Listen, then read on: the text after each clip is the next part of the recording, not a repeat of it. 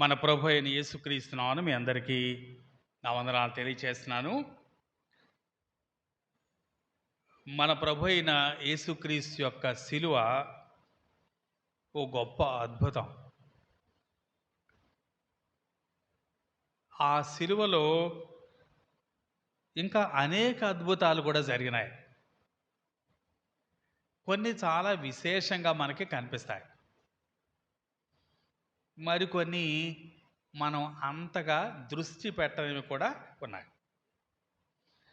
కొన్ని విశేషంగా కనిపించే అద్భుతాలు మనందరూ తెలుసు కదా, చెప్పండి కొన్ని. దేవాలయపు తెర నడిమికి చినిగిందా?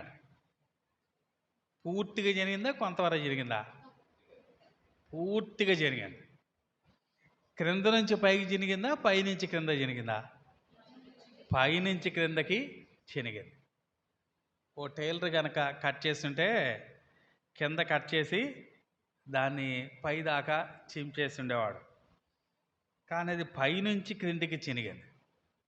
మధ్యకి చినిగిందా, పక్క చినిగిందా? మధ్యకి చినిగింది. దేవాలయపు తెర పైనుండి క్రిందకి చినగటం అనేది ఓ గొప్ప అద్భుతం. అలాగే మరొక అద్భుతం,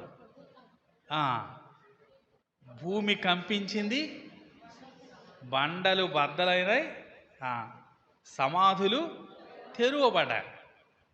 ఇది కూడా చాలా అద్భుతం. భూమి కంపించింది. భూమి కంపించిన సందర్భాలు ఇంకా ఉన్నాయి, కానీ ఇక్కడ కంపించడం చాలా విశేషం. భూమి కంపించింది, బండలు బ్రద్దలైపోయినాయట, సమాధులు తెరువబడ్డాయట. ఆ తర్వాత చాలామంది సజీవులుగా లేచి కనిపించారు. కాబట్టి తర్వాత వారి గురించి ఇంకా ప్రస్తావన ఏమీ దేవుని వాక్యంలో లేదు. వాళ్ళు తర్వాత ఏమయ్యారో సంగతి మనకి తెలియదు. ఇది కూడా ఒక మహా గొప్ప అద్భుతం. ఇంకేమన్నా ఉన్నాయా? మిట్ట మధ్యాహ్నం దేశం అంతటా చీకటి కమ్మిందట. మన ప్రభు అయిన యేసుక్రీస్తు ఉదయం 9 గంటలకు ఆయన సిలువేయబడ్డాడు. 9 నుండి 12 గంటల వరకు కూడా ఆయన మనుష్యుల కోపాన్ని భరించాడు. ఆ తర్వాత 12 నుంచి 3 గంటల వరకు ఆయన తండ్రి కోపాన్ని భరించాడు. ఆయన మన కొరకు శాపంగా చేయబడ్డాడు, ఆయన మన కొరకు పాపంగా చేయబడ్డాడు. కాబట్టి తండ్రి యొక్క ఉగ్రత భరించాడు. ఆ సమయంలో ఇంకా అది మరెవ్వరూ చూడకూడదు అనుకున్నాడేమో తండ్రి. ఏం చేశాడు ఆయన? దేశమంతా చీకటి కమ్మ చేశాడు, మిట్ట మధ్యాహ్నపు వేళ. ఇది కూడా చాలా విశేషం. బైబిల్లో అప్పుడప్పుడు ఇలాంటి సంఘటనలు జరిగిన సంగతులు మనకు తెలుసు. ఐగుప్తులో 9వ తెగులు వచ్చినప్పుడు అంత చీకటి అయిపోయింది. ఆదికాండం 15వ అధ్యాయంలో అబ్రహాము కొన్ని జంతువులను ఖండించి ఆయన వేచి ఉన్నప్పుడు కూడా చాలా కటిక చీకటి వచ్చారు. అంత మాత్రమే కాదు, మన ప్రభు అయిన యేసుక్రీస్తు 1000 ఏండ్ల పాలనకు ముందు కూడా ఓ గాఢాంధకారం కలుగుతుంది అని కూడా దేవుని వాక్యంలో ఉంది. కానీ అవన్నీ ఎలా ఉన్నా ఇది చాలా విశేషమైంది. మధ్యాహ్నం 12 గంటల నుండి 3 గంటల వరకు ఆకాశం చీకటి అయిపోయిందట. ఎన్ని గొప్ప అద్భుతాలు ఆయన శిలువ సమయంలో జరిగినాయి. అవి అలాంటివి అంతకుముందు జరగలేదు, ఆ తర్వాత జరగబోవు కూడా. మరికొన్ని సంగతులు అంటే మనం అంతగా గుర్తించినటువంటి కొన్ని సంగతులు మనం ఈ ఉదయకాలం మనం ధ్యానం చేయడానికి ప్రయత్నం చేద్దాం.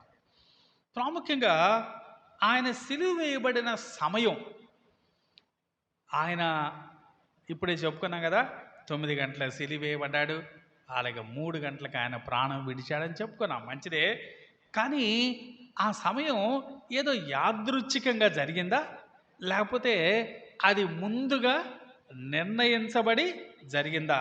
ఆ సంగతిని కూడా మనం తెలుసుకోవటం ఎంతైనా అవసరం. మన ప్రభు అయిన యేసుక్రీస్తుని గురించి మత్తయి, మార్కు, లూకా సువార్తల్లో రాయబడిన సంగతులు మనకు తెలుసు కదా.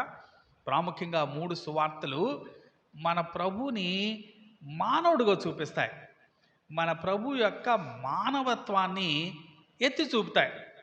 మన ప్రభు మానవుడు అని చెప్తే యూదులకి ఏం అభ్యంతరం లేదు కదా. ఆయన సాధారణమైన మానవుడు అంటే యూదులకి ఏం అభ్యంతరం లేదు. కానీ యోహాను సువార్త భిన్నమైన సువార్త. దాంట్లో మన ప్రభు అయిన యేసుక్రీస్తు యొక్క దైవత్వాన్ని చూపిస్తాడు అక్కడున్న సువార్తికుడు. యూదులకి ఆయన దేవుడు అంటే మాత్రం వారు అంగీకరించలేరు, వారు సహించలేరు. అందుకే ఆ సువార్త ప్రారంభంలోనే మొదటి అధ్యాయం 11వ వచనంలో ఏమని రాశాడు? ఆయన స్వకీయుల యొద్దకు వచ్చెను, తన స్వకీయులు ఆయనను అంగీకరించలేదు. కాబట్టి సువార్త ప్రారంభం ఏముందంటే he was rejected by his own అని ప్రారంభించాడు. యూదులు ఆయన్ని రిజెక్ట్ చేశారు. కాబట్టి వారు ప్రారంభం నుంచి వారి యొక్క ఆలోచనలన్నీ ఎలా ఉన్నాయంటే ఈయన్ని ఎలాగూ చంపాలా, ఈయన్ని ఎలాగూ అంతమొందించాలా అని ఆలోచిస్తూ ఉన్నారు. అలాగూ చాలాసార్లు ఆలోచించి విఫలమయ్యారు. ఎందుకు విఫలమయ్యారో దేవుని వాక్యం చాలా స్పష్టంగా చెప్తుంది.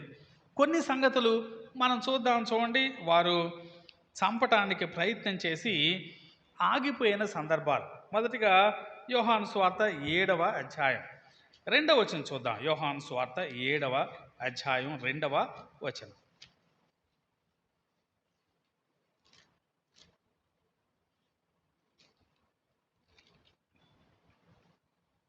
యూదుల పర్ణశాలల పండుగ సమీపించెను. యూదుల పర్ణశాలల పండుగ వచ్చిందట. అప్పుడు ఆయన సహోదరులు ఏమన్నారంటే, నీవు 3వ వచనంలో ఆ మాట ఉంటుంది, నీవు చేయుచున్న క్రియలు నీ శిష్యులను చూచున్నట్లు ఈ స్థలము విడిచి యోదయకు వెళ్ళుము. ఆయన సహోదరులు అంటే ఆయన సొంత తమ్ముళ్ళు ఏమన్నారంటే, నువ్వేదో పెద్ద గొప్పోడు అంటున్నావు కదా, అదేదో మా ఇంటి దగ్గర మా అన్న దగ్గర ఇక్కడ కాదు, నువ్వు యోదయకి వెళ్ళి మనుషులందరూ ఎదురుగా చూయించు అన్నారు. ఆయన సహోదరులైనను ఆయన యందు విశ్వాసం ఉంచలేదు అని అక్కడ మనం చూస్తాం. మన ప్రభు అన్నాడు, మీరు వెళ్ళండి నేను రాను అన్నాడు. మిగిలిన వాళ్ళు వెళ్ళిపోయారు. ఇప్పుడు 14వ వచనం చూడండి. 7వ అధ్యాయం 14వ వచనం. సగము పండుగ అయినప్పుడు యేసు దేవాలయములోనికి వెళ్ళి బోధించుచుండాడు. వాళ్ళు రమ్మన్నప్పుడు ఈయన వెళ్ళలేదు, కానీ ఈయన ఎప్పుడు వెళ్ళాట? సగం పండుగ అయినప్పుడు వెళ్ళాడు. సగం పండుగ అయినప్పుడు అక్కడికి వెళ్ళి యేసు దేవాలయంలో బోధిస్తూ ఉన్నాడు. యేసు దేవాలయంలో బోధిస్తూ ఉంటే అప్పుడు 7వ అధ్యాయం 30వ వచనం చూద్దాం. 7వ అధ్యాయం 30వ వచనం. అందుకు వారు ఆయన్ను పట్టుకొన యత్నము చేశారు, కానీ ఆయన గడియ ఇంకనూ రాలేదు గనక ఎవడును ఆయనను పట్టుకొనలేదు. ఏం చేశారట? ఆయన్ని పట్టుకోవాలని ప్రయత్నం చేశారట, కానీ ఏం చేయలేకపోయారు? పట్టుకోలేకపోయారు. కారణం ఏంటట? ఆయన గడియ ఇంకా రాలేదట. కాబట్టి యేసుప్రభు పర్ణశాలల పండుగలో పట్టబడలేడు ఆయన కదా. పర్ణశాలల పండుగ భవిష్యత్తులో 1000 ఏండ్ల పాలన సూచించేటువంటి పండుగ. కాబట్టి ఆ పండుగలో ఆయన ఎవరో పట్టుకోలేరు. అందుకే అక్కడ వారు ప్రయత్నం చేశారు, కానీ ఏమన్నారు? అక్కడ గడి ఇంకా రాలేదు, వారు పట్టుకోలేకపోయారు. ఇప్పుడు 8వ అధ్యాయం కూడా చూడండి. 8వ అధ్యాయంలో వారు మరొక్కసారి ప్రయత్నం చేసినట్టుగా మనకు కనిపిస్తుంది. 8వ అధ్యాయం 22వ వచనం చూద్దాం. 8వ అధ్యాయం 22వ వచనం. అందుకు యూదులు, క్షమించండి, 20వ వచనం చూద్దాం. 20వ వచనం. ఆయన దేవాలయములో బోధించుచుండగా కానుకల పెట్టె ఉన్న చోట ఈ మాటలు చెప్పెను, ఆయన గడియ ఇంకనూ రాలేదు గనక ఎవడును ఆయనను పట్టుకొనలేదు. ఇది మరొక సందర్భం. దేవాలయంలో ఇప్పుడు ఎక్కడ నుంచున్నాడు ఆయన? కానుకల పెట్టె దగ్గర నుంచొని ఉన్నాడు.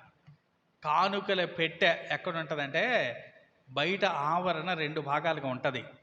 మొదటి ఆవరణలో అన్యులు కూడా రావచ్చు. ఆ తర్వాత కొంతవరకు స్త్రీల వరకు కూడా రావచ్చు.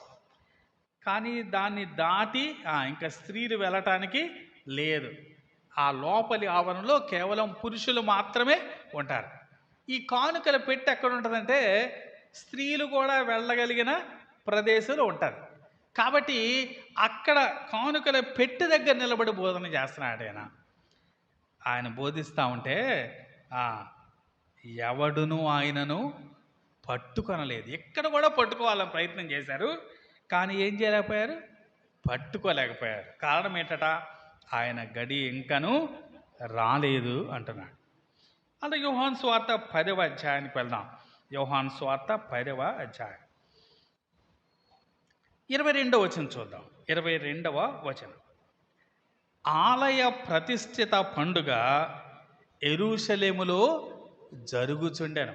ఇందాటి పండుగ ఏంటి? పర్ణశాలల పండుగ. పర్ణశాలల పండుగ దేవుడు నియమించిన పండుగ. లేవియకాండం 23వ అధ్యాయం 33వ వచనంలో ఉంటుంది. దేవుడు నియమించిన పండుగ పర్ణశాలల పండుగ. ఆలయ ప్రతిష్ఠిత పండుగ ఇది దేవుడు నియమించింది కాదు, కానీ ఇశ్రాయేలు తమకు తాము నియమించుకున్నారు. క్రీస్తు పూర్వం 165వ సంవత్సరంలో దేవాలయాన్ని వారు క్లీన్ చేశారు. ఆ సందర్భాన్ని జ్ఞాపకం చేసుకుంటూ ఓ పండుగ ఏర్పాటు చేసుకున్నారు. దాన్ని ఏమన్నారంటే ఆలయ ప్రతిష్ఠిత పండుగ అన్నారు.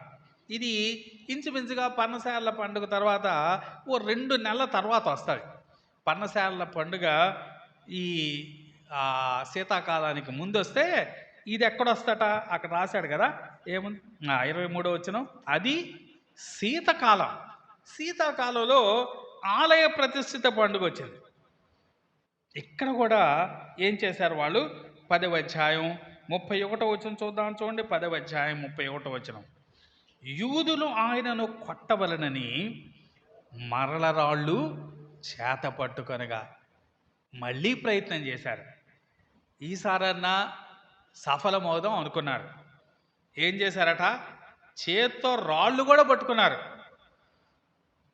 చాలా ఆయన పట్టుకోవటానికి, ఆయన చంపటానికి సిద్ధపడ్డారు. కానీ ఏం చేయలేకపోయారు వాళ్ళు? ఆయనను పట్టుకోలేకపోయారు. 39వ వచనం చూద్దాం. చూడండి, 39వ వచనం. వారు మరల ఆయనను పట్టుకొని చూచరు, కానీ ఆయన వారి చేతి నుండి తప్పించుకొని పోయెను. ఇక్కడ కూడా మరో ప్రయత్నం జరిగింది. ఏ పండుగ రోజు? ఆలయ ప్రతిష్ఠిత పండుగ రోజు. ఈ పండుగ రోజు కూడా వారి ప్రయత్నం సఫలం అవ్వలేదు. యేసు ప్రభువుని వారు పట్టుకోలేకపోయారు. కారణం ఏంటి? ఆయన గడి ఇంకా రాలేదు. కాబట్టి ఆయన సిలువ వేయబడేది ఏదో యాదృచ్ఛికంగా జరిగేది కాదు. దేవుడు నియమించిన గడియలో మాత్రమే ఆయన ఎవరైనా పట్టుకోగలరు, ఎవరైనా ఆయన్ని చంపగలరు. అలా కాకుండా ఇంకా మరే కాలంలో, మరే గడియలో ప్రయత్నం చేసినా ఆయన పట్టుకోవటం ఎవరి తరం కూడా కాదు. ఈ 3 ప్రయత్నాల్లో వారు విఫలమయ్యారు. అయితే ఇప్పుడు యోహాను సువార్త 11వ అధ్యాయానికి వద్దాం రండి. యోహాను సువార్త 11వ అధ్యాయం 53వ వచనం చూద్దాం. యోహాను సువార్త 11వ అధ్యాయం 53వ వచనం. కాగా ఆ దినము నుండి వారు ఆయనను చంపనాలోచించుచుండేది. మళ్ళా ఒకసారి, 4వసారి ఆయన చంపటానికి ఆలోచన ప్రారంభమైంది. ఇప్పుడు ఇదే సందర్భం. 12వ అధ్యాయం 1వ వచనం చూద్దాం. చూడండి, 12వ అధ్యాయం 1వ వచనం. కాబట్టి యేసు తాను మృతులలో నుండి లేపిన లాజరు ఉన్న బేతనీకు పస్కా పండుగకు 6 దినముల ముందుగా వచ్చెను. అక్కడ వారు ఆయనకు విందు చేశారు. కాబట్టి ఇప్పుడు ఏ పండుగ కాలంలో ఉన్నాం? ఇప్పుడు మనం పస్కా పండుగ కాలంలో ఉన్నాం.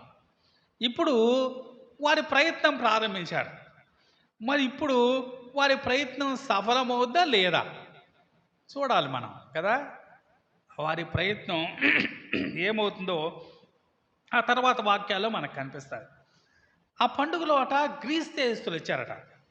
గ్రీస్ దేశస్తులు వచ్చి మేము యేసును చూడగోరుతున్నాం అని ఫిలిప్ని అడిగారు. ఫిలిప్పు వారిని నా ఆంధ్రేయ దగ్గరకు తీసుకొని వెళ్ళాడు. ఆంధ్రేయ ఫిలిప్ ఇద్దరు కలిసి మన ప్రభు దగ్గరికి వచ్చారు. ప్రభు దగ్గరికి వస్తే 23వ వచనంలో ఆయన ఏమన్నాడు చూద్దాం, చూడండి. 23వ వచనం, అందుకు యేసు వారితో ఇట్లనెను, మనుష్య కుమారుడు మహిమ పొందవలసిన గడియ వచ్చి ఉన్నది. ఇప్పుడు దాకా గడియ రాలేదు, ఇప్పుడు మాత్రం ఏమొచ్చిందట, గడియ వచ్చి ఉందట. ఎవరు చెప్పారు ఈ మాట? మన ప్రభువే చెప్పాడు. నిజానికి వాళ్ళకి తెలియదు. వాళ్ళు ఇప్పటికి చాలాసార్లు ప్రయత్నం చేసి విఫలమయ్యారు. ఈసారన్నా మా ప్రయత్నం సఫలమవుద్దా లేదా వాళ్ళకి తెలియదు. వాళ్ళకి తెలియదు కానీ ఎవరు తెలుసు? మన ప్రభువుకు బాగా తెలుసు. ఈసారి మాత్రం వారి ప్రయత్నం సక్సెస్ అవుతుంది అన్న సంగతి మన ప్రభువు బాగా తెలుసు. అందుకే మన ప్రభు అన్నాడు, మనుష్య కుమారుడు మహిమ పొందవలసిన గడియ వచ్చింది అన్నాడు. అవును, పస్కా పండుగలో ఆయన చంపబడాలి. 1 కొరింథీ 5:7 మనకు తెలుసు కదా. క్రీస్తు అను పస్కా అను మన పస్కా పశువు వధింపబడను అని రాయబడింది కదా. చదువుదాం ఒకసారి వచనం. 1 కొరింథీ 5:7. మీరు పులిపిండి లేనివారు కనుక క్రొత్త ముద్ద ఒకటకై మీ పాతదైన పులిపిండిని తీసి పారవేడి. అంతేకాక క్రీస్తు అను మన పస్కా పశువు వధింపబడను. క్రీస్తు అను మన పస్కా పశువు వధింపబడను. ఆయన పస్కా పశువు అని పిలువబడ్డాడు కదా. ఆయన పస్కా పశువు అని పిలువబడాలంటే ఎప్పుడు చనిపోవాలి? ఆయన కరెక్ట్గా పస్కా పండుగ అప్పుడే చనిపోవాలి. ఆ సంగతి ఆయన ముందుగా ఎరిగినవాడు. అక్కడున్న వారికి ఎరుక లేకపోయినా ఆయన ముందుగా ఎరిగినవాడు. అందుకే ఈసారి వారి ప్రయత్నం సఫలమైంది. మనం 12వ అధ్యాయం తర్వాత మనం తర్వాత అధ్యాయాల్లో లేక 18వ అధ్యాయం నుంచి మనం చూస్తే మన ప్రభు ఎలాగో పట్టబడ్డాడో, ఎలాగో సిలువేయబడ్డాడో మనందరికీ తెలుసు. మార్కు సువార్త 15వ అధ్యాయం 25వ వచనం చూద్దాం, చూడండి. మార్కు సువార్త 15వ అధ్యాయం 25వ వచనం.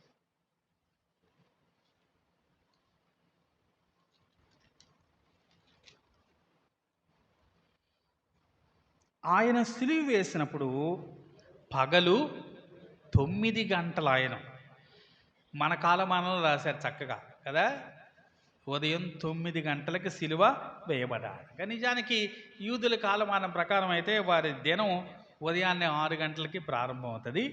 కాబట్టి యూదుల లెక్క ప్రకారం అయితే దాన్ని 3 గంటలకి అనాలి. కానీ మన కాలమానం ప్రకారం ఆయన ఉదయం 9 గంటలకు ఆయన సిలువ వేయబడ్డాడు. ఆయన సిలువ వేయబడి 15వ అధ్యాయం 34వ వచనం చూద్దాం. 34వ వచనం, 3 గంటలకు యేసు ఏలోయి ఏలోయి లామా సబక్తాని అని బిగ్గరగా కేక వేశాడు. సిలువేయబడిందేమో 9 గంటలకి, ఆయన చనిపోయింది ఎప్పుడు? 3 గంటలకి కదా. 37వ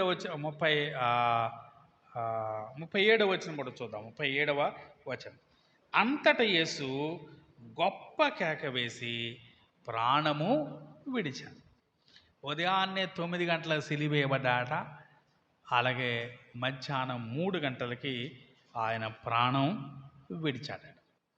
నిర్గమకాండం 29వ అధ్యాయంలో 38వ వచనం ఒకసారి చూద్దాం, చూడండి. నిర్గమకాండం 29వ అధ్యాయం 38వ వచనం,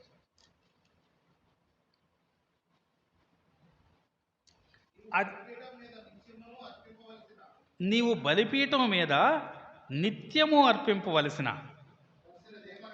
అర్పింపవలసినది ఏమనగా ఏడాదివి 2 గొర్రె పిల్లను, ప్రతిదినము ఉదయమందు 1 గొర్రె పిల్లను, సాయంకాలమందు ఒక గొర్రె పిల్లను అర్పింపవలను. ఏం చేయాలట? ఉదయాన్నే ఒక గొర్రె పిల్ల అర్పించాలట, సాయంకాలం ఒక గొర్రె పిల్ల అర్పించాలట. మన ప్రభు ఉదయాన్నే సిలువేయబడ్డాడు, సాయంకాలం ఏమయ్యాడు? ఆయన చనిపోయాడు. ఒక రీతిగా ఆ 2 ఘడియలు, 2 సమయాలు కూడా ఆ ఉదయం అర్పించాల్సిన అర్పణ, అలాగే మధ్యాహ్నం అర్పించాల్సిన అర్పణను గుర్తు చేస్తున్నట్టుగా మనకు దీంట్లో కనిపిస్తాం. కాబట్టి ఆయన ఏ రోజు ఆయన సిలువేయబడాలి అనేది ముందుగా నిర్ణయించబడింది, అలాగే ఏ టైంకి ఆయన సిలువేయబడాలి అనేది కూడా ముందుగా నిర్ణయించబడింది. ఇదేదో యాదృచ్ఛికంగా జరిగింది కాదు, లేకపోతే యూదులు వాళ్ళు చేసిన వాళ్ళ సొంత ప్లాన్ వల్ల జరిగింది కాదు. వాళ్ళు ముందుగా రెక్కి నిర్వహించి, ఇదిగో కరెక్ట్గా పలానా రోజు అయితే మనం బాగా సక్సెస్ అవుతాంరా, సరిగ్గా మనం ఆ పలానా రోజు మనం పొంచి ఉందాం, ఆయన్ని పట్టుకుందాం, మనం ఎలాగో పలానా రోజు ఉదయం 9 గంటలకు ఆయన్ని సిలివేద్దాం అని వారు ఊహించింది కాదు కదా. వారు పట్టుకున్నారు, వారు తెలియని రీతిలోనే 7 తీర్పులు ఆయన అనుభవించాడు. ఆ సమయాలు వారి చేతిలో లేవు ఆయనకి, కానీ ఎవరి చేతిలో ఉన్నాయి? దేవుని చేతిలో ఉన్నాయి. దేవుడు ఆశ్చర్యంగా ఆయన అనుకున్న రోజునే, అనుకున్న గడియలోనే ఆయన సిలువ వేయబడినట్లుగా మనం దీంట్లో చూస్తాం. కాబట్టి సమయాన్ని గురించి చూసాం. సమయం కూడా చాలా అద్భుతమని మనం దీంట్లో తెలుసుకుంటున్నాం. రెండవది, ఆయన సిలువ వేయబడిన ప్రదేశం కూడా చూద్దాం. ఆయన సిలువ వేయబడిన ప్రదేశం, ఇది కూడా దేవుడు ముందుగా నిర్ణయించింది అని మనం దీంట్లో అర్థం చేసుకోవచ్చు. ఆయన ఎక్కడ సిలువ వేయబడ్డాడు? 4 సువార్తలో చెప్పబడింది. 4 సువార్తలో చెప్పబడింది. గొల్గొతా అనబడిన చోట అని రాయబడింది, కపాలం అనబడిన చోట అని రాయబడింది, కల్వరి అని కూడా రాయబడింది. 3 భాషలు చెప్పాడు. కపాలం అంటే తెలుగులో, గొల్గొతా అంటే హెబ్రీ భాషలో, కల్వరి అంటే గ్రీక్ భాషలో, 3 భాషల్లో ఆ ప్రదేశాన్ని చెప్పాడు. ఆ ప్రదేశాన్ని చెప్పాడు, కానీ అది ఎక్కడుందో చెప్పలేదు కదా. ఆ లొకేషన్ మనకు చెప్పలేదు. ఆ కల్వరి అనే కొండ ఎక్కడుంది, ఆ కపాలం అనబడే స్థలం ఒకవేళ అప్పుడున్న వారికి ఏమన్నా తెలిసిందేమో, కానీ ఇప్పుడు మనం చదువుకునే వాళ్ళకి మనకైతే దాని లొకేషన్ మనకి స్పష్టంగా తెలియదు. మరి ఎలా తెలుసుకోవాలి ఆ లొకేషన్ గురించి? దేవుని వాక్యంలో కొన్ని అక్కడక్కడున్న మాటలు, ఆ ఇన్పుట్స్తో మనం కొంత అర్థం చేసుకోవడానికి అవకాశం ఉంది. యోహాను సువార్త 19వ అధ్యాయం 20వ వచనం చూద్దాం. చూడండి, యోహాను సువార్త 19వ అధ్యాయం 20వ వచనం. యేసు సిలువ వేయబడిన స్థలము పట్టణమునకు సమీపమై ఉండాను. దీంట్లో మనకేం అర్థమవుతుంది? ఖచ్చితంగా పట్టణం లోపల మాత్రం కాదు, పట్టణానికి బయటే. రెండోది ఏంటి? పట్టణానికి బయటే కానీ పట్టణానికి బాగా దూరంగా కాదు. పట్టణం లోపల కాదు, పట్టణానికి బాగా దూరంగా కూడా కాదు, పట్టణానికి సమీపంగా ఆయన సిలువ వేయబడ్డాడు అని యోహాను తన సువార్తలో రాస్తా ఉన్నాడు. మంచిది. ఇంకా మరి ఒక్క క్లూ మనకి అపోస్తలుడైన పౌలు లేక హెబ్రీ పత్రిక ఎవరు రాసినా వారు ఇచ్చే ఒక మాట చూద్దాం. చూడండి, హెబ్రీలకు రాసిన పత్రిక 13వ అధ్యాయం 12వ వచనం. హెబ్రీలకు రాసిన పత్రిక 13వ అధ్యాయం 12వ వచనం.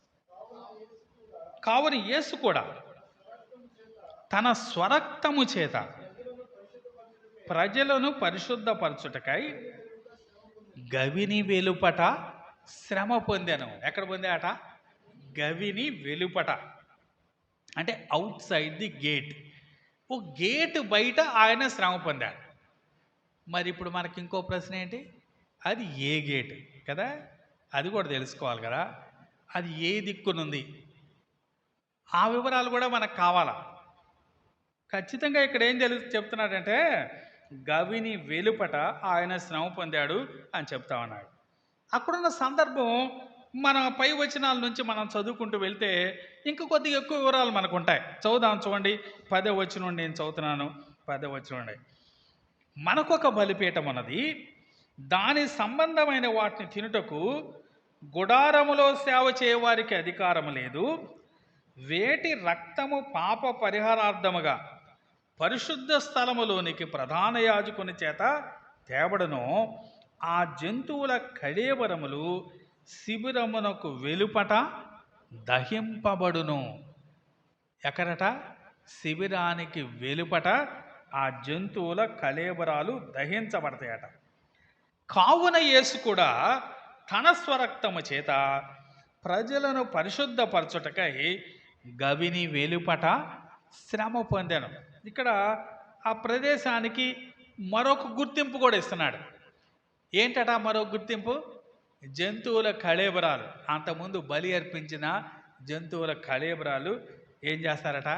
సరిగ్గా అదే ప్లేస్లో దహిస్తారట. ఆ సంగతి మనకి పాత నిబంధనలో ఆ వివరాలు మనకి తెలుసు.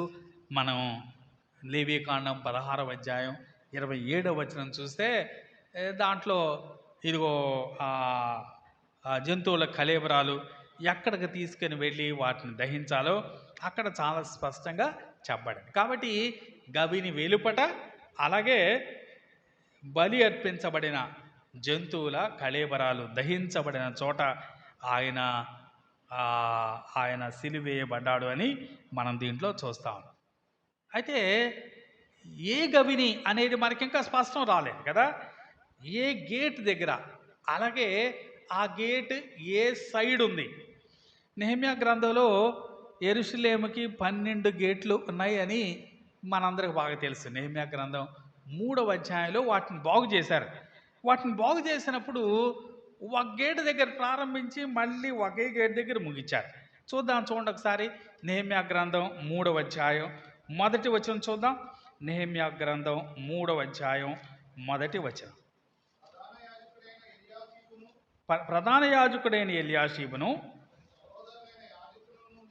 ఆయన సహోదరులైన యాజకులను లేచి గొర్రెల గుమ్మమును కట్టి ప్రతిష్ఠించి తలుపులు నిలిపి. ఎక్కడ ప్రారంభం చేశారు పని? గొర్రెల గుమ్మం దగ్గర ప్రారంభం చేశారు. ఎక్కడ ముగించారు? అది కూడా మనకు 32వ వచనంలో కనిపిస్తుంది కదా. 32వ వచనం. మరియు మూలకును గొర్రెల గుమ్మమునకును మధ్యను బంగారపు పనివారును వర్తకులను బాగు చేసిరి. గొర్రెల గుమ్మం దగ్గర ప్రారంభించారట, గొర్రెల గుమ్మం దగ్గర ముగించారట. ఆ గుమ్మానికి ఆ పేరు ఎందుకు వచ్చింది? ఎందుకు వచ్చి ఉంటుంది? ఊహించండి, ఎందుకు వచ్చి ఉంటుంది? బలికి గొర్రెలు ఎక్కడి నుంచి వస్తాయి అన్నమాట? ఆ గుమ్మం నుంచే వస్తాయి కదా. కాబట్టి దేవాలయం ఎక్కడుంటుంది? సరిగ్గా ఆ గుమ్మానికి దగ్గరలోనే ఉంటుంది. ఎందుకంటే వాటిని బలి అర్పించాలి కాబట్టి ఆ గొర్రెల గుమ్మం అది అప్పుడు మాత్రమే కాదు, తర్వాత దినాల్లో కూడా దాని పేరు ఇంకా నిలిచింది. యోహాను సువార్త 5వ అధ్యాయం 2వ వచనం చూడండి. యోహాను సువార్త 5వ అధ్యాయం 2వ వచనం.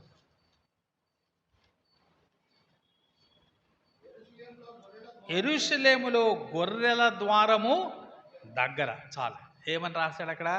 గొర్రెల ద్వారం దగ్గర. కాబట్టి కొత్త నిబంధన వరకు కూడా ఆ పేరు ఇంకా నిలిచింది, గొర్రెల ద్వారం దగ్గర అని. అది యెరూషలేము పట్టణానికి నార్త్ ఈస్ట్లో ఉంటుంది, అంటే ఈశాన్యంలో ఉంటుంది. మందిరానికేమో తిన్నగా ఉత్తర భాగాన ఉంటుంది. పట్టణానికి నార్త్ ఈస్ట్లో ఉంటుంది, కానీ మందిరానికి ఎక్కడ ఉంటుంది? సరిగ్గా ఉత్తరాన గొర్రెల గుమ్ము ఉంటుంది. కాబట్టి క్రీస్తు అనే పస్కా పశువు వధించబడాలి అంటే ఖచ్చితంగా ఆ గుమ్మం ఏమై ఉండాలి అంటే అది గొర్రెల గుమ్మం అయి ఉండాలి. ఆ గవిని ఎదుటే జంతువుల కళేబరాలన్నీ తీసుకొని వచ్చి అక్కడ దహిస్తారు. కాబట్టి ఆయన శ్రమ పడింది ఏ గవిని దగ్గర అంటే ఈ గొర్రెల గుమ్మం అని పిలువబడిన గవిని అని మనం అర్థం చేసుకోవచ్చు. ఇందాక మనం చెప్పుకున్నాం కదా, ఉదయకాలం ఒక గొర్రె పిల్ల అర్పించబడాలి, మధ్యాహ్న కాలం మరో గొర్రె పిల్ల అర్పించబడాలి. అంటే ఉదయకాలం 9 గంటలకి అర్పించడానికి గొర్రెని తీసుకొస్తారు ఆ గుమ్మలో నుంచి దేవాలయం దగ్గరికి. సరిగ్గా క్రీస్తు అనే మన పస్కా పశువు అదే టైంలో దేవాలయం దగ్గర నుంచి ఎటువైపు తీసుకొని వెళ్ళబడ్డాడు? గవిని వేలుపాటికి, అంటే ఆపోజిట్ డైరెక్షన్లో వెళ్ళాడు ఆయన. గొర్రెమో బయట నుంచి లోపలికి వచ్చింది, ఈయనేమో లోపల నుంచి బయటికి వెళ్ళాడు. అది ఉదయాన్నే, అంటే మొదటి ఉదయకాలపు గొర్రె అర్పించబడిన. ఆయన సిలువ మీద ఎప్పుడు దాక్కున్నాడు? మధ్యాహ్నం 3 గంటల దాకా ఉన్నాడు. 3 గంటలకి ఆయన ప్రాణం విడిచాడు. అది సరిగ్గా ఏ టైము? మరో గొర్రె వచ్చే టైము కదా, మధ్యాహ్న కాలపు గొర్రె వచ్చే టైం. కాబట్టి ఆయన ఏ ప్రదేశంలో ఆయన సిలువ వేయబడాలి అనేది కూడా చాలా ఖచ్చితంగా ముందుగా నిర్ణయించబడింది అని మనం దీంట్లో అర్థం చేసుకోవచ్చు. దేవాలయపు ఉత్తరపు దిక్కు యొక్క ప్రాశస్యం మనకి ఆ ముందు దినాల్లో 1000 ఏళ్ల పాలనలో కూడా కనిపిస్తుంది. మన యెహెజ్కేలు గ్రంథం 40వ అధ్యాయం చూస్తే ఆ ఉత్తర భాగం యొక్క ప్రాముఖ్యత ఏంటో మనకి అక్కడ కూడా కనిపిస్తుంది. మంచిది.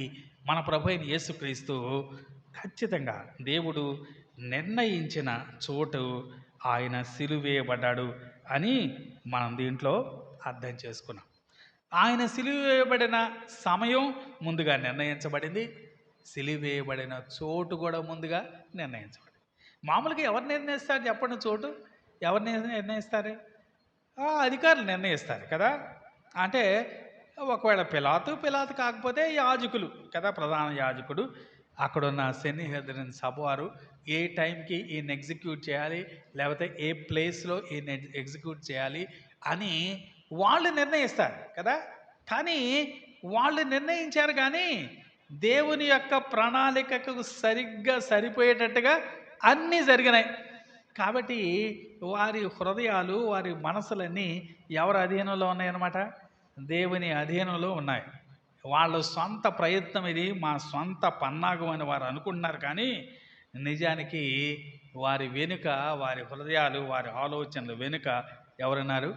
సార్వభౌముడైన మన దేవుడు ఉన్నాడు. కాబట్టి ఆయన సిలువ వేయబడిన స్థలం కూడా నిజంగా అద్భుతం. ఇప్పటికి కూడా ఆ శిబిరము వెలుపల, ఆ గవిని బయట కల్వరి కొండ కేవలం 20 అడుగులు ఎత్తే ఉంటుందట. ఓ పెద్ద కొండ కూడా కాదు, అది హిల్లాక్, అంటే ఓ చిన్న దెబ్బ అన్నమాట కదా. ఇప్పుడు కనుక మీరు వెళ్ళి యెరూషలేం పట్టణం వెళ్ళి చూడటానికి కల్వరి కొండ అంటే ఏదో చాలా ఎత్తుగా ఉంటుంది అని అనుకోవటానికి లేదు. ఖచ్చితంగా ఇక్కడున్న వివరాల ప్రకారం చూస్తే కల్వరి కొండ చాలా చిన్న కొండ, దెబ్బ లాంటిది అని మనం అర్థం చేసుకోవచ్చు. కాబట్టి ఆయన సిలువ వేయబడాలి అనేది ఆయన ముందుగా నిర్ణయించాడని మనం చూస్తా ఉన్నాం. ఇప్పటికే మనం చాలా అద్భుతాలు మనం చూసాం కదా. మరొక 2 అద్భుతాలు చాలా క్లుప్తంగా మనం చెప్పుకోవడానికి ప్రయత్నించేద్దాం. సాధారణంగా సిలువ వేయబడిన వ్యక్తి కాళ్ళకి, చేతులకి మేకులు ఉంటాయి కదా. ఇంకెక్కడైనా ఉంటుందా? ఎక్కడుండవు. అంటే కేవలం కాళ్ళు చేతుల మీద హ్యాంగ్ అవ్వాలి మనిషి. ఇక మనిషి కొంతసేపటికి ఏమైపోతాడు చెప్పండి? ఈ శరీరం అంతా వాటి మీదే వేలాడుతూ ఉంటే తల ఏమైపోతుంది? తల వేలాడబడిపోతుంది కదా. తల వంచే ఉంటాడు సిలువ వేయబడిన ఏ వ్యక్తి అయినా. కానీ మన ప్రభు గురించి ఏం రాయబడిందంటే 3 గంటల సమయంలో ఆయన తల వంచి తండ్రికి తన ఆత్మను అప్పగించను అని రాయబడింది. అంటే ఇప్పుడు దాకా ఆయన తల ఎలా ఉందన్నమాట? ఎరెక్ట్గానే ఉంది కదా. నిజానికి సాధారణంగా సిలువ వేయబడిన వాళ్ళందరూ తల వేలాడినట్టుగా ఉంటుంది, తల వంగి ఉంటుంది. కానీ మన ప్రభు అయిన యేసుక్రీస్తు అప్పటికి సిలువ మీద 6 గంటలుగా ఆయన వేలాడుతూ ఉన్నప్పటికి కూడా ఆ చివరి క్షణం వరకు ఆయన తల నిటారుగానే ఉంది కదా. ఆ చివరి క్షణంలో మాత్రం ఏం చేశాడు? ఆయన తల వంచి తండ్రికి తన ఆత్మను అప్పగించాడట. ఆయన గౌరవాన్ని, ఆయన యొక్క విధేయతని ఆయన చూపించినట్టుగా దీంట్లో మనకు కనిపిస్తాం. ఇప్పటికే మీరు ఒక 3 అద్భుతాలు చెప్పారు కదా. ఆ తర్వాత ఇప్పుడు మనం ఒక 3 అద్భుతాలు మనం ధ్యానం చేసాం. మరొక అద్భుతం ఏమని చెప్పుకోవచ్చు చెప్పండి? మరొక అద్భుతం, మన ప్రభువైన యేసుక్రీస్తు కల్వరిలో ఆయన వేలాడుతూ ఉంటే ఒక పాపి రక్షించబడ్డాడు కదండి. సాధారణంగా పాపి ఎప్పుడు రక్షించబడతాడు? ఆయన స్వస్థత కార్యాలు చేస్తూ ఉంటే, ఆయన అద్భుతాలు చేస్తూ ఉంటే, అరే ఈయన శక్తి ఎంత గొప్పదిరా, ఈయన నిజంగా దేవుడు అని మనిషిది ఆయన నమ్మే అవకాశం ఉంటుంది. కానీ ఈయన ఎప్పుడు రక్షించబడ్డాడు? యేసు ప్రభు ఆయన శిలువ మీద ఆయన వేలాడుతూ ఉన్నప్పుడు ఆయనలో ఏమాత్రం ఆయన బలం అక్కడ కనపట్టలేదు కదా. ఆయన బలం చూపించమని చాలామంది అడిగారు. శిలువ మీద నుంచి దిగిరా అన్న వాళ్ళు కూడా ఉన్నారు కదా. ఆయన బలం అక్కడ కనపట్టలేదు. కానీ ఆయన చూచినప్పుడు ఒక వ్యక్తి రక్షింపబడ్డాడు. ఒక వ్యక్తి మాత్రమే కాదు, మరొక ఆయన కదా, శతాధిపతి ఆయన కూడా మన ప్రభువైన యేసుక్రీస్తును చూసి ఏమన్నాడు? ఇతడు నిజముగా దేవుని కుమారుడు అన్నాడు. నిజముగా దేవుని కుమారుడు. మార్క్స్ వార్త 15వ అధ్యాయం 39వ వచనం చూద్దాం. మార్క్స్ వార్త 15వ అధ్యాయం 39వ వచనం. రెండుగా చినిగాను. ఎదురుగా నిల్చున్న శతాధిపతి ఆయన ఈలాగు ప్రాణము విడుచుట చూచి, నిజముగా ఈ మనుష్యుడు దేవుని కుమారుడే అని చెప్పాను. ఏమన్నాడు ఆయన? నిజముగా ఈ మనుష్యుడు దేవుని కుమారుడే అన్నాడు. ఈ మాట మనకి మిగిలిన సువార్తలో కూడా రాయబడింది. కానీ కొన్ని ఇంగ్లీష్ తర్జుమాల్లో he is a son of God అని రాయబడింది. అంటే ఒక దేవుని కుమారుడు అని. అంటే సాధారణంగా మనకి ఏమర్థమవుతుంది? దాన్ని బట్టి ఈయన నిజంగా దేవుడు అని నమ్మటలేదు. ఈయన ఏదో సాధారణమైన మిగిలిన డైటీస్ ఉంటారు కదా, మిగిలిన వారిలాగా ఈయన అలా చూస్తున్నాడు అని అర్థమవుతుంది. కానీ ఒక దైవ సేవకుడు అన్నాడు, గ్రీకు భాషలో ఉన్న మాటను బట్టి చూస్తే అక్కడ ఏ అనే ఆర్టికల్ పెట్టాల్సిన అవసరం లేదు, నిజానికి ది అనే ఆర్టికల్ కూడా అక్కడ ఉండటానికి సరిపోయింది అన్నాడు. He is the sun of God అంటే ఖచ్చితంగా ఆయన దేవుని కుమారుడు అని ఆయన్ని గుర్తించినట్టే కదా. దేవుని కుమారుడు అని గుర్తించడం మాత్రమే కాదు, మరొక మాట కూడా యాడ్ చేయబడింది కదా. చూద్దాం, చూడండి ఏమైనా యాడ్ చేయబడిందో. లూకాసు వార్త 23వ అధ్యాయం 47వ వచనం. లూకాసు వార్త 23వ అధ్యాయం 47వ వచనం. శతాధిపతి జరిగినది చూచి, ఈ మనుష్యుడు నిజముగా నీతిమంతుడై ఉండేనని చెప్పి ఏం చేశాడట? దేవుని మహిమపరిచాడట. దీన్ని బట్టైనా మనం ఏం అర్థం చేసుకోవచ్చు అంటే ఆ శతాధిపతి కూడా రక్షించబడ్డాడు అని అర్థం చేసుకోవచ్చు. మన ప్రభువైన యేసుక్రీస్తు ఆయన శిలువ మీద వేలాడినప్పుడు దొంగేమో అద్భుతాలేమీ జరగకముందే రక్షించబడ్డాడు కదా. ఈయన మాత్రం అద్భుతాలనే చూశాడు. అప్పటికేమేం జరిగినాయి? ఆకాశం చీకటి కమ్మింది కదా, అలాగే భూకంపం వచ్చింది, ఇంకా మిగిలిన దేవాలయం తెర పైనుంచి కిందకి చెరిగేది. అప్పుడు ఈయన కూడా రక్షించబడ్డాడు. ఇద్దరు వ్యక్తులు రక్షించబడినట్లుగా మనం దీంట్లో చూస్తూ ఉన్నాం. మన ప్రభువైన యేసుక్రీస్తు యొక్క శిలువలో ఆయన ఈ లోకానికి వచ్చినటువంటి ఉద్దేశం ఆ మొదటి గడియల్లోనే అద్భుతమైన రీతిలో నెరవేరినట్లుగా దీంట్లో మనకు కనిపిస్తుంది. ఇద్దరు వ్యక్తులు రక్షించబడ్డారు. మొదట ఆయన ఎవరు చెప్పండి? మొదట ఆయన ఎవరు? ఒక దొంగ, యూదుడైన ఒక దొంగ. మరొక ఆయన ఒక అధికారి. యూదుడా? కాదు కదా. మొదట ఆయనేమో యూదుడు, రెండో ఆయనేమో ఒక అన్యుడు కదా. యూదుడు రక్షించబడిన తర్వాత ఇంచుమించుగా 3 గంటల తర్వాత ఎవరు రక్షించబడ్డారు? ఒక అన్యుడు రక్షించబడ్డాడు. నిజానికి దేవుని ప్రణాళిక కూడా అలాగుంది కదా. చాలా వచనాల్లో మొదట యూదునికి అనే మాట మనకి సారిసారి కనిపిస్తుంది కదా. చూద్దాం ఒకసారి రోమీలకు రాసిన పత్రిక 1వ అధ్యాయం 16వ వచనం చూద్దాం. రోమీలకు రాసిన పత్రిక 1వ అధ్యాయం 16వ వచనం. కాను ఎలయనగా నమ్ము ప్రతివానికి మొదట యూదునికి గ్రీస్ దేశస్థునికి కూడా రక్షణ కలుగుజేయుటకది దేవుని శక్తి. మొదట యూదునికి అనే మాట మనకు అక్కడ కనిపిస్తుంది. లూకాసు వార్త 24వ అధ్యాయం 47వ వచనం కూడా చూద్దాం. లూకాసు వార్త 24వ అధ్యాయం 47వ వచనం. యెరూషలేము మొదలుకొని సమస్త జనములలో ఆయన పేరట మారు మనస్సును పాపక్షమాపణయు ప్రకటింపబడిననియు రాయబడి ఉన్నది. అక్కడ ఏది మొదలుకొనట? యెరూషలేము మొదలుకొని. ఎవరుంటారు యెరూషలేములో? యూదులే ఉండారు కదా. కాబట్టి యూదులతో మొదలుకొని ఇదిగో సువార్త ప్రకటించబడుతుంది అని చెప్పాడు. అపోస్తల కార్యాలు 1వ అధ్యాయం 8వ వచనం కూడా చూద్దాం. అపోస్తల కార్యాలు 1వ అధ్యాయం 8వ వచనం. అపోస్తల కార్యాలు 1:8. అయినను పరిశుద్ధాత్మ మీ మీదికి వచ్చినప్పుడు మీరు శక్తి నొందెదరు గనుక మీరు యెరూషలేములోను యూదయ సమరయ దేశములందంతటను బూదిగంతముల వరకును నాకు సాక్షులైందరని వారితో చెప్పాను. ఇక్కడ కూడా ఒక ఆర్డర్ చెప్పాడు కదా. ఫస్ట్ ఏంటట? యెరూషలేములో, తర్వాత యూదయలో, తర్వాత సమరయలో, ఆ తర్వాత బూదిగంతముల వరకు. కాబట్టి రక్షణ మొదట ఎవరికి వచ్చిందట? యూదులకు వచ్చిందట. తర్వాత అన్యులమైన మనకందరికీ వచ్చింది. యూదులకు ప్రతినిధిగా ఒక ఆయన రక్షించబడ్డాడు, అన్యులకు ప్రతినిధిగా మరొక ఆయన రక్షించబడ్డాడు.